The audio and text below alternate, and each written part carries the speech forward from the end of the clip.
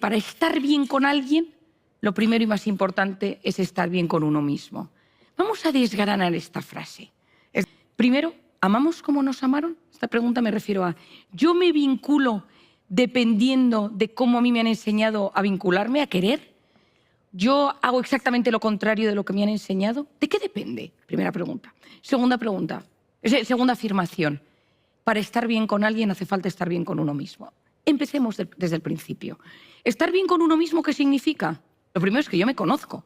Yo me tengo que conocer. ¿Cómo soy yo? ¿Cómo es mi forma de ser? ¿Qué te activa el cortisol? ¿Cuáles son tus factores de estrés? ¿Qué pone tu organismo en modo supervivencia? Pues mis heridas, que tengo miedo a las enfermedades, el dinero, las alturas. Me da mucho miedo de repente tener una reacción alérgica porque la tuve de pequeño, entonces siempre que como cosas con pescado vivo con muchísimo miedo y entonces voy a los restaurantes con miedo. Da igual. Pero cuando nosotros sí tenemos identificados nuestros factores de estrés, es mucho más fácil que entendamos lo que nos sucede, porque nuestros rasgos de personalidad se modifican. Cuando yo me conozco, yo sé lo que activa mis factores de estrés, en quién me convierto y cuáles son los síntomas que me aparecen, ¿no? Porque nuestro cuerpo está constantemente escuchando cómo nos sentimos, cómo reaccionamos, cómo queremos, cómo nos sentimos queridos. Y en este conocimiento hay una pregunta, bueno, hay una frase clave que es, vale, yo sé lo que es un factor de estrés, yo sé lo que me descarga, lo que me enferma, lo que me irrita, pero ¿qué es aquello que me repara?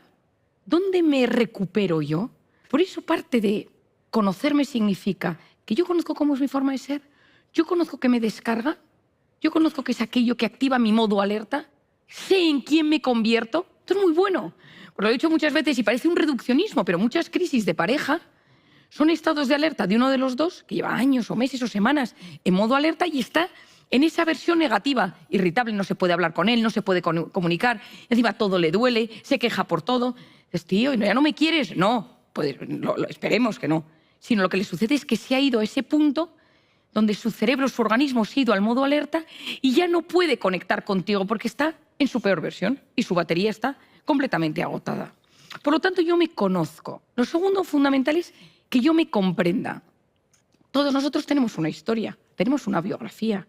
No conozco historia, por muy buena, maravillosa y por muy exitoso, muy guapo y maravilloso que sea alguien, que no tenga una historia donde hay momentos de dificultad. Pueden ser traumas con T mayúscula, traumas severos, que es probablemente lo que yo más veo en consulta desde la pandemia. Es decir, hechos que han sucedido a lo largo de mi vida que me han roto mi eje, que han roto mi capacidad de sentirme seguro en la vida. Una de las claves de esta vida para poder prestar bien atención, estar bien con los demás, tener una buena salud física y psicológica, es que yo me sienta seguro, que yo tenga fe, que yo tenga confianza en que las cosas pueden ir bien.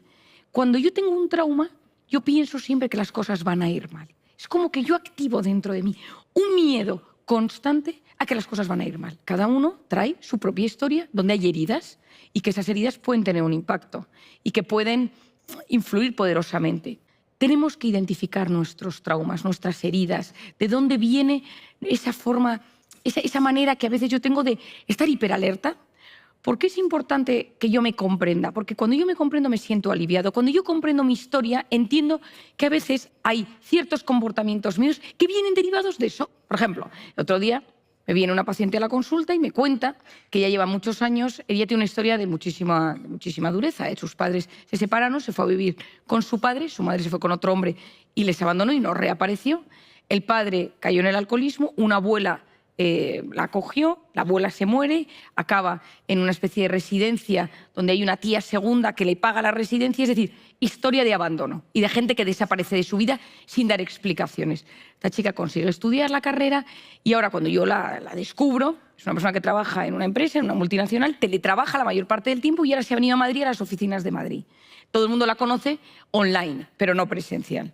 Primer o segundo día que está en la oficina, está todo el mundo trabajando en sus puestos, ella está en una sesión por Zoom con unos clientes y de repente levanta la cabeza, 2 de la tarde, y ve que no hay nadie en la sala, se ha ido todo el mundo.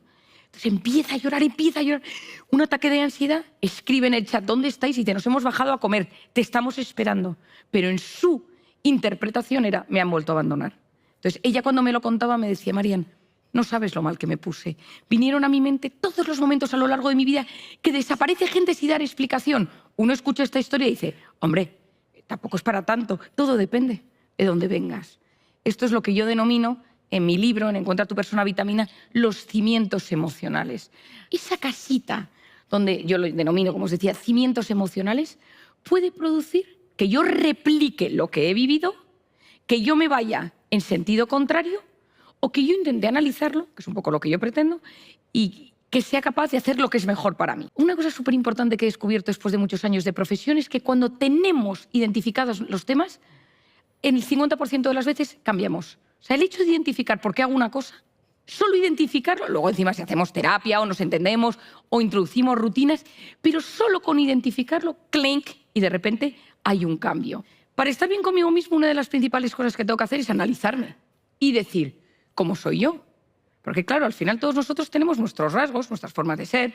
No todo es malo. Es decir, hay gente súper sensible, hay gente muy ordenada, hay gente más impulsiva, hay gente tímida. O sea, no es que digas, es que hay un tipo de personalidad que es la perfecta. Entonces todos vamos a educar a nuestros hijos o vamos a trabajar por tener este tipo de personalidad, ¿no? Si parte de la gracia es la diversidad. Lo malo es cuando algo de los rasgos de personalidad se acentúa tanto que me perjudica, me hace daño y me impide conectar de la mejor manera posible con el entorno. En el fondo, parte de todo esto que sucede tiene que ver con un concepto. Parte de las relaciones humanas, para que funcionen bien o no funcionen bien, tienen que ver con un concepto, y es el miedo.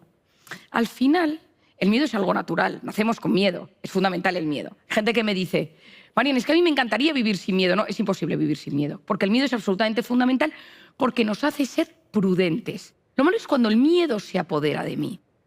Y uno dice, vale, ¿miedo a qué? Miedo a la muerte, miedo a la enfermedad. No, pero vamos a desgranarlo un poco más. Uno se tiene que observar y decir, ¿soy de aquellos que me cuesta abrirme a los demás? ¿Soy una persona que genero conflicto? ¿Soy una persona que evito el conflicto? ¿Soy una persona que no sé decir que no? ¿Soy una persona que exagero mis logros o presumo de todas las cosas buenas que hago? ¿Soy una persona que intento llamar siempre la atención, que necesito la validación de los demás? Todo ello se puede responder con miedo a perder el control, miedo a causar decepción, miedo a que no me quieran, miedo a no ser importante, miedo a sufrir. Es decir, todos al final podemos tener un miedo mucho más sutil, pero que influye poderosamente en nuestras relaciones.